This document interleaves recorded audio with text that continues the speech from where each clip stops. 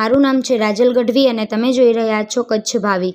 શ્રી સારસ્વતમ સંચાલિત પીએ હાઈસ્કૂલ નિરોણા મધ્યે મહાત્મા ગાંધીજીની કચ્છ યાત્રાની શતાબ્દી પ્રસંગે એક વિશિષ્ટ કાર્યક્રમનું ભવ્ય આયોજન કરવામાં આવેલ હતું।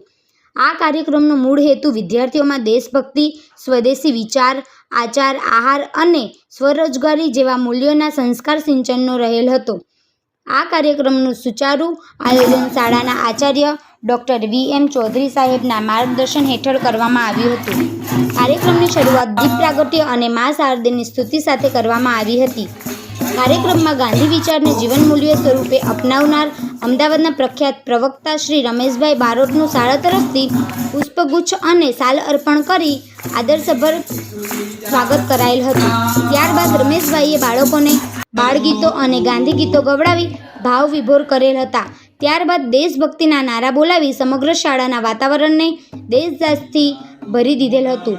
વિશેષ રીતે તેમણે ચરખો ચાલુ રહે આવા પ્રેરક સંદેશા સાથે વિદ્યાર્થીઓને ચરખાના ઇતિહાસ અને ઉપયોગ અંગે માહિતી આપેલ હતી તેમજ ચરખાની ઉપયોગિતા અને રોજગારીમાં તેની ભૂમિકા વિશે વિશદ વાત કરેલ હતી। આ સમગ્ર કાર્યક્રમનું સંચાલન શિક્ષક સેવક શ્રી મોહનભાઈ માતાએ કર્યું હતું અને આભાર વિધિ શ્રી રમેશભાઈ ડાભી દ્વારા કરવામાં આવેલ હતી। રમેશભાઈ બારોટ મારું નામ છે। ગુજરાત વિદ્યાપીઠ અમદાવાદમાં અભ્યાસ કર્યો અને ત્યાં છેલ્લા 20 વર્ષ કામ કર્યું। વિદ્યાપીઠમાં વિદ્યાર્થી અને કાર્યકર દરેક પાસે આ ચરખો રહે અને અભ્યાસ કર્યા પછી સામાન્ય તો લોકો ચરખો ભૂલી જાય, પણ મારા કામની સાથે ચરખો જોડાયેલો રહ્યો અને ચરખા થકી મને દેશભરના વિવિધ પ્રાંતોમાં ફરવાનું મળ્યું, ગુજરાતની વિવિધ સંસ્થાઓ સાથે મને ફરવાનું મળ્યું અને ચરખાની પ્રવૃત્તિ એની સાથે મારો રસનો વિષય સંગીત, તો બાળકો માટેના ગીત, પર્યાવરણ માટેના ગીત, ચરખાના ગીત, ગાંધી બાપુના ગીત, એ બધું કામ મારું ચરખાની સાથે ચાલે। તો આજે છેલ્લા 2 દિવસથી ભુજમાં અમે આવ્યા છીએ અને ભુજની જુદી જુદી શાળાઓમાં બાળકો સાથે આ પ્રકારના કાર્યક્રમ કરીએ છીએ।